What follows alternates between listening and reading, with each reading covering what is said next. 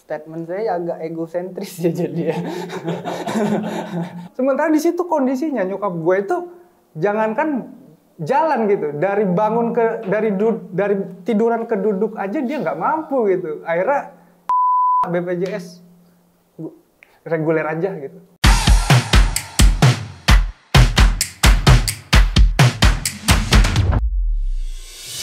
Halo, gue Idut, gue konten kreator dan gue milenial. Saya Kenan, saya art director di sini, saya Gen Z.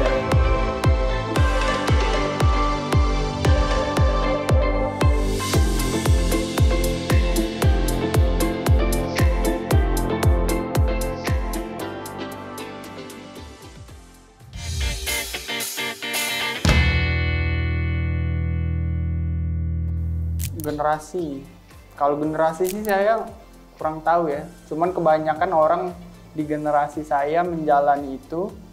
Dan kalau saya pribadi saat ini saya nggak hustle culture banget sih, cuman dulu back then gitu, karena emang apa ya, saya pribadi itu kayak ke mindset aja, kalau kita banyak nyerap ilmu hasilnya akan lebih cepat gitu sih.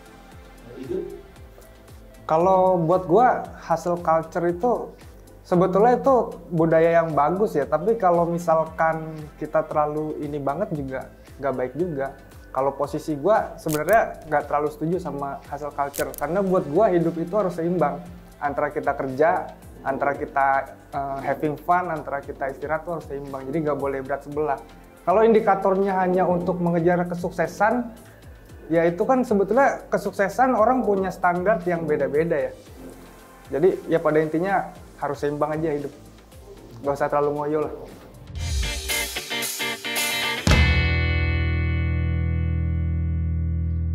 Ya kalau buat gua kerja itu ya harus sesuai job desk ya. Dari job desk itu kan ada yang namanya KPI gitu. As long as KPI-nya itu terpenuhi, mau dia kerjanya santai ataupun serius sih buat gua it's okay aja. Ya bagi gua atasan itu akan ini ya, akan melihat sendiri kinerja orang itu layak dipromosikan atau enggak gitu.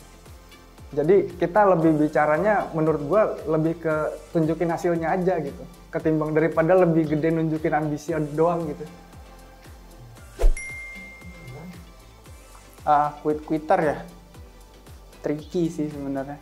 Cuman kalau kita ngebahasnya soal passion atau hasrat bekerja, kayaknya kalau quitter tuh berarti kita kerja tuh berdasarkan job desk aja, dan kita nggak taking more miles lah ya, nggak ngelakukan sesuatu yang lebih dari apa yang harusnya kita kerjakan. Kan sebenarnya kita kerja pun, atau kita sekolah atau kita belajar, kita punya ambisi lah untuk ngulik sesuatu biar bisa jadi lebih dan lebih.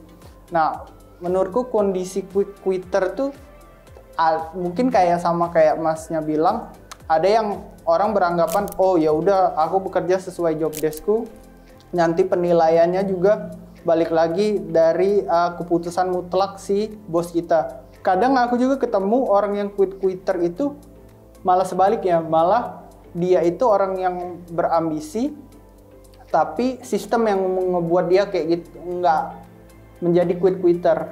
Misalnya bos yang ngasih KPI yang nggak jelas, misalnya nggak sesuai dengan badan, sesuai harapan nggak sesuai sama badan gitulah.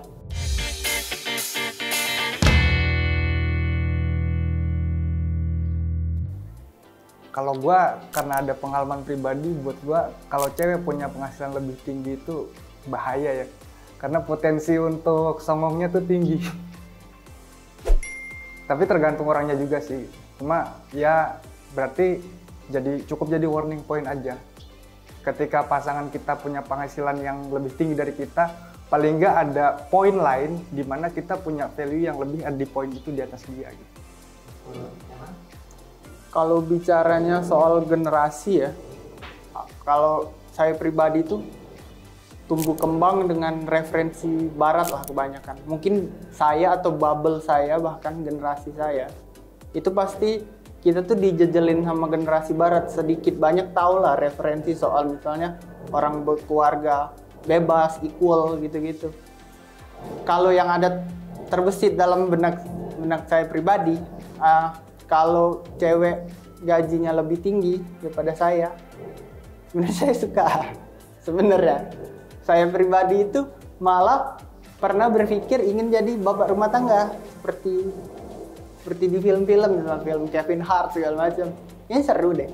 Dan nggak apa-apa stigma itu, maksudnya stigma itu tuh nggak terlalu ngefek bagi saya pribadi.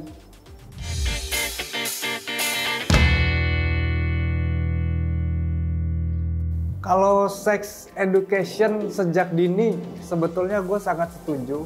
Karena apa? Melihat beberapa peristiwa belakangan gitu kan, kita mungkin sering dengar pelecehan terhadap anak kecil, apa segala macem. Jadi buat gue, edukasi seks sejak dini itu penting.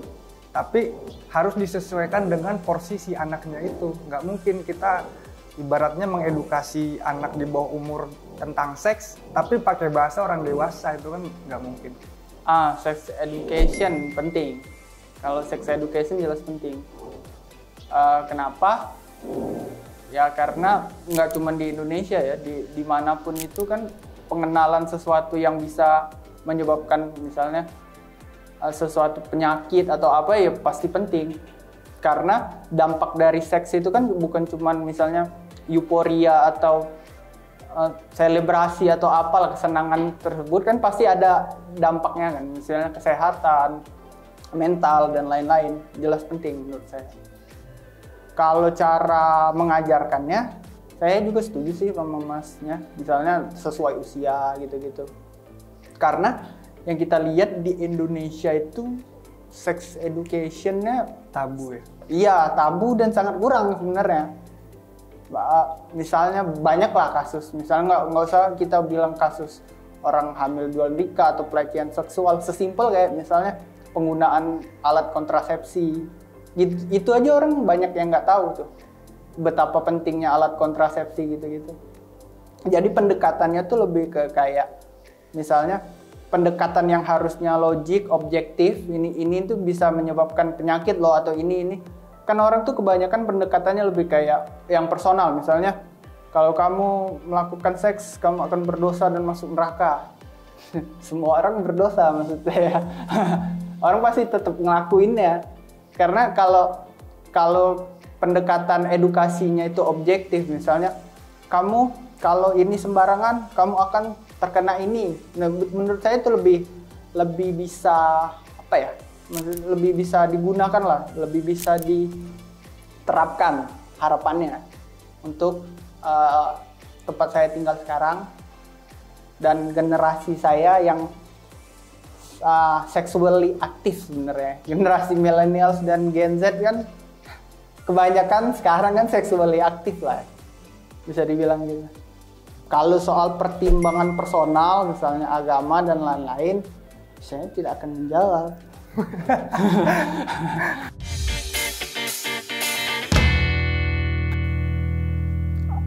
Terutama generasi Z sama milenial. Generasi kita kan generasi ini ya berak informasi lah. Istilah dari kecil udah main Facebook tuh. Penyerapan informasinya jelas lebih banyak dari generasi-generasi sebelumnya. Jadi kita punya tahu info, misalnya kita tahu apa yang terjadi di Amerika misalnya. Detik ini bahkan. Kita tuh udah tahu. Jadi referensi kita tentang dunia luar tuh menurut saya lebih cepat dan lebih luas untuk generasi milenial terutama sama Gen Z ya. Jadi kita itu kadang bias penilaian tuh bias, misalnya ternyata di luar begini ya. Kita nggak perlu harus misalnya ke luar negeri untuk tahu informasi atau culture yang terjadi di sana atau keadaan sosial politik di sana. Kita cuma bisa ngelihat informasi itu dari internet aja kan. Terus kadang kita bandingin tuh, itu kan banyak sekali tuh bias-biasnya yang secara nggak langsung mempengaruhi kehidupan kita. Untuk yang diperbaiki dari Indonesia ya, dibanding sekarang tuh banyak sih mas. Kalau saya kayaknya semuanya. Contohnya. Kayaknya semuanya. Contoh misalnya kenapa Gen Z misalnya menyerap informasi dan sosial politik di luar jadi kehidupan dia, misalnya fenomena Jaksel. Fenomena Jaksel itu tuh kan ada baik dan buruknya misalnya. Misalnya bagi beberapa orang subculture itu ngomongnya. Gitulah ya pokoknya, kebudayaan lah. Kebudayaan itu kan mix and match tuh, dari misalnya kita nggak puas apa yang terjadi di Indonesia tuh, kita adopsi budaya luar. Terus begitu jadilah sebuah budaya. Nah, kalau untuk diperbaikinya kayaknya untuk generasi Gen Z dan millennials nggak perlu sih sebenarnya. Karena mereka bisa fit in sendiri tuh dengan kalau comparingnya negara luar ya. Karena kita mudah banget nyerap informasi dari luar, terus kita aplikasiin ke badan kita atau lingkungan kita saat ini.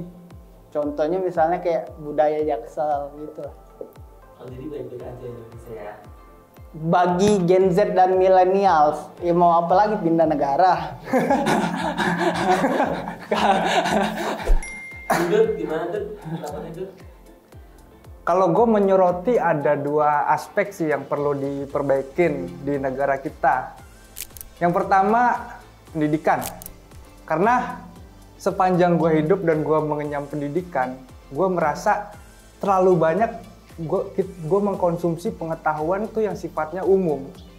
Baru benar-benar agak menjurus itu pas di perkuliahan. Nah, menurut analisa gue pribadi kayaknya kesini-sini sistem kayak gitu nggak works deh. Jadi bikin kita tua di sekolah gitu. Sementara pada saat udah after study butuh pekerjaan dengan klasifikasi sekian, misal batas usia 28 atau 26 pengalaman kerja sekian tahun, dihitung pengalamannya nggak cukup gitu. Dan menurut gua sistem yang kayak gini kalau dipertahanin bikin kita krisis yang namanya tenaga ahli gitu. Jadi harapan gue sih sebenarnya bisa nggak sih ya kita bikin sistem pendidikan itu yang memang berdasarkan bakat si anak sedini mungkin gitu. Jadi pengetahuan umum itu diberikan sesuai porsi aja, selebihnya itu lebih kepada pengembangan bakat. Supaya apa? Supaya kita punya tenaga ahli yang nanti pada akhirnya bisa mendorong kemajuan buat negara kita. Itu dari segi aspek pendidikan. Kalau yang kedua itu dari segi kesehatan. Menurut gua, ini sorry to say ya, pemerintah itu nggak serius dalam dalam berkomitmen memberikan jaminan kesehatan. Karena apa? Karena kita masih iuran setiap bulan. Gitu. Menurut hemat pemikiran gue itu yang namanya jaminan itu biasanya harusnya gratis. Karena kan dijamin gitu. Jadi setiap warga negara harusnya bisa mengakses fasilitas kesehatan sebaik mungkin gitu, tanpa ada prosedur-prosedur yang istilahnya menyusahkan atau memberatkan gitu. Ini apalagi nyakitin banget waktu nyokap gue waktu itu kena stroke, sempat dirawat, dan gue mau klaim BPJS untuk dia supaya bisa terapi di rumah sakit gitu. Lucunya dari rumah sakit tempat gue nyokap dirawat itu dia minta rekomendasi dari Paso 1 gitu kan, biar bisa klaim BPJS-nya. Gue ke Paso 1 dengan bawa hasil lab, hasil tes apa segala macam dari rumah sakit, dari dokter, membawa itu. Cuma butuh rekomendasi aja supaya bisa BPJS gitu kan, terapi. Tapi di Paso 1 itu nggak bisa. Karena apa? Gue harus bawa nyokap gue. Sementara di situ kondisinya nyokap gue itu jangankan jalan gitu, dari tiduran ke duduk aja dia nggak mampu gitu. Akhirnya BPJS reguler aja gitu. Ataupun kalau mau yang sifatnya iuran-iuran gitu, buat gue mending yang profesional aja sekalian gitu. Yang swasta gitu, yang emang ketahuan lu bisa akses bisa akses fasilitas kesehatan tanpa ribet ngurus AIU-nya itu. Kayak gitu. Statement saya agak egosentris ya jadi ya. Habis denger Mas. Ini apa? Nasihat dari milenial nih ke Gen Z nih untuk ke depan kira-kira apa? Eh, kalau buat Gen Z, kalau gue boleh nasihat itu, kalau bisa nih, lu jangan hidup untuk memenuhi ekspektasi orang, gitu. Karena lu sejatinya hidup buat diri lu sendiri. Rata-rata Gen Z memang memenuhi ekspektasi dirinya sendiri. Karena gitu, memang gimana sih orang yang terlalu banyak menerima informasi ini?